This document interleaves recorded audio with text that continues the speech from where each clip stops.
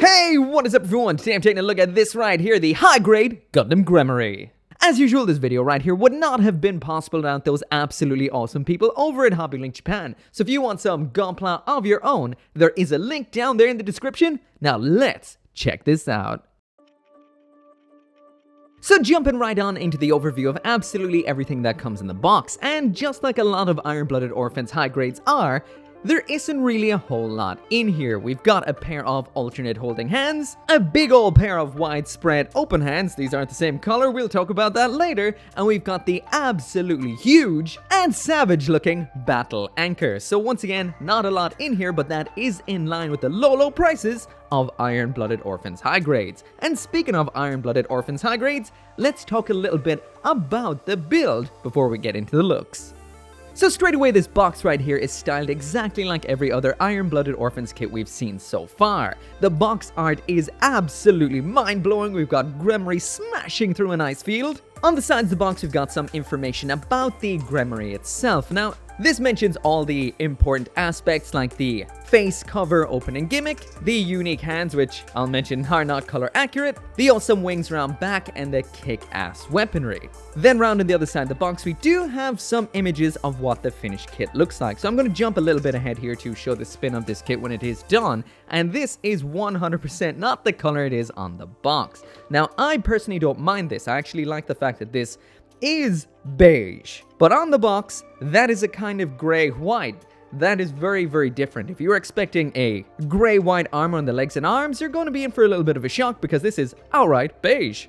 Inside the box, once we get this cracked open, this is fairly simplistic as Iron-Blooded Orphans high grades are. We've got a grand total of 6 runners and 1 set of polycaps. We do have quite a decent set of stickers in here as well, and when it comes to the build, this builds exactly like every other Iron-Blooded Orphans high grade so far, so that does mean this has a full inner frame, but I will mention something. So, very recently I did move my office around a little bit and I decided to clean up all of the shelves, and basically I decided to grab the best looking and best feeling kits I have for the best possible display.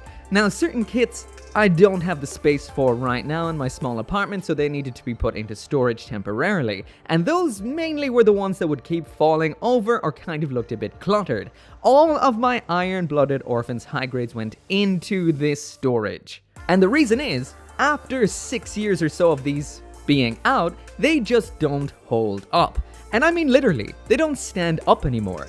This has always been known as a problem with these kits, so I have a 2-step way of completely dealing with this that is not that difficult. First off, glue this piece inside of the waist. So just between the 2 AHAB reactors, we've got this little bit of a segment. Now this will always separate on you if you do not glue it. Make sure not to glue the crunching abs, of course, just glue the 2 segments together so it doesn't separate inside. The second is top coat this. Take it apart so that every moving joint is exposed, and then hit it with the top coat of your choice. If you do not have top coat, just paint up the different joints. Make sure every polycap is coated, and pretty much every moving element like the hips, shoulders, ankles, etc. That will get rid of all your issues with your Iron-Blooded Orphans kits falling over, because I've only done this with 1 kit so far, and that would be the Hajiro Boshi. That is the only one I have up on my shelf right now because it's not going to fall over. It is rock solid, and the Gremory is now too. So glue the ab crunching section so it won't separate inside your model kit, and hit it with a top coat, and all your problems will be gone forever. Now let's get this thing spinning. So first up right here, we've got a full 360 spin of what this kit will look like out of the box just put together. This is before I top coated it or put any of the stickers on. This is a straight build with no panel lining, no nothing. This is what it will look like. It's a very nice looking kit, but I do find personally when it comes to plastics like black or dark navy blue like what we have on here, the glare on the surface versus the dark of the actual plastic isn't really the most, well, nice to look at, and it doesn't film very well either or take good photos. So that's why I like a matte top coat on dark colors. So here it is top coated up with all of the stickers and some panel lining, and this changes the vibe entirely. It goes from semi-cheap looking model kit, which it is, to something a little bit more premium. I love this. As for any other modifications I did to it, I did take away the safety knobs from the top of the big old horns on its head, and I sharpened all of its fingers because, well, it's meant to have sharp fingers. Besides that though, there is no paint on this build, just these stickers and the top coat holding everything together. But anyway, let's get in a little bit closer for a better look. So jumping in a little bit closer now, and this has all the hallmarks of an iron-blooded Orphans Gundam frame. You can see right into the frame, it's got that super narrow waist, huge armor on the shoulders and upper body, the high heels. Basically, if you love iron-blooded Orphans Gundam frames, you will adore this. If you hate them, then I guess you're just gonna outright despise it. For me, I'm absolutely in love with this design. It ticks all the boxes for me. It's edgy as hell, it's dark, it's cool, and it's got all of the bulk and the angles I like to see with these high grades. Color accuracy wise, this is quite good. We do have a few stickers, which are these white ones on the front and rear of the shoulders. We've got these triangles inside of the shoulders. We've got these gray ones on the front of the arms, you may not have even noticed. We've got some on the front of the feet, and some in the thrusters around on the back wings. Now these are all quite subtle and not really in any kind of important places, but the one thing that really stands out to me as quite obvious is the fact that the hands are not color accurate. Now, this is usually the case with 1/44th scale when it comes to gunpla. Anything that has color separated hands, like the Gremory right here, the Advance of Zeta Hazel, or something like the Gundam Astray, those all have color separated fingers, and that is never done in 1/44th scale, so that is to be expected. Honestly though, I think the pink hands are pretty cool looking, but you will need some gray paint if you want them to be color accurate.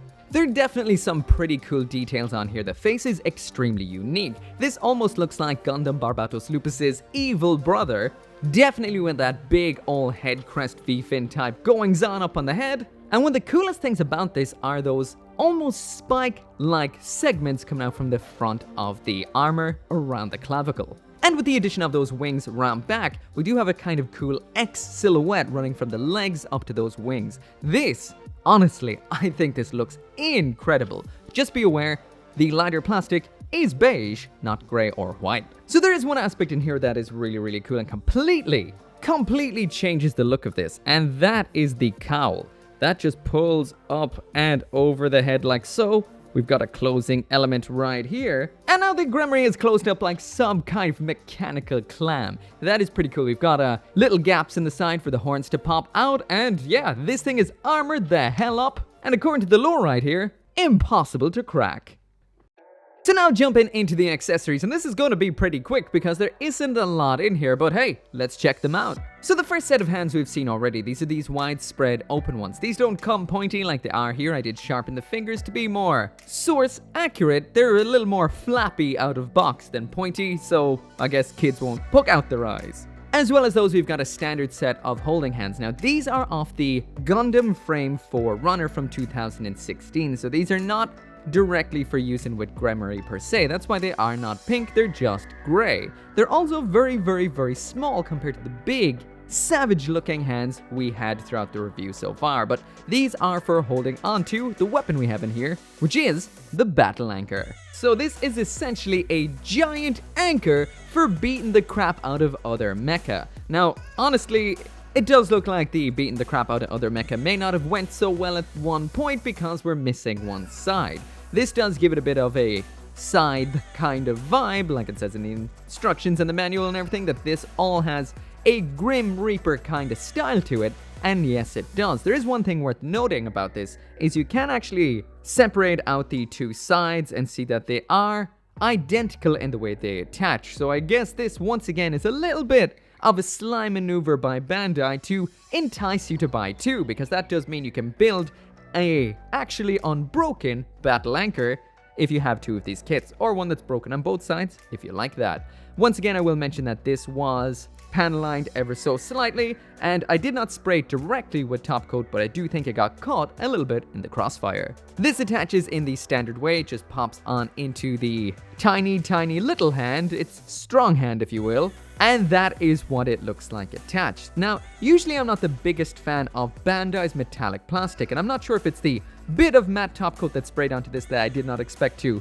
actually get onto it, but it does look really nice. This is the only metallic aspect to the entire kit, and it does make it stand out in a kind of cool way. This is a pretty badass weapon, besides one aspect. I don't know why Bandai does this or misses it so often, but this is a case of a round peg in a square hole, quite literally, because this is a round shaft going into a square hand, which means when you're trying to pose this, it will rattle around and tend to fall with the big anchor bit pointing downwards towards the ground. So if you're trying to, get a certain pose out of it, that can be difficult at times due to the fact that there is nothing stopping it from twisting.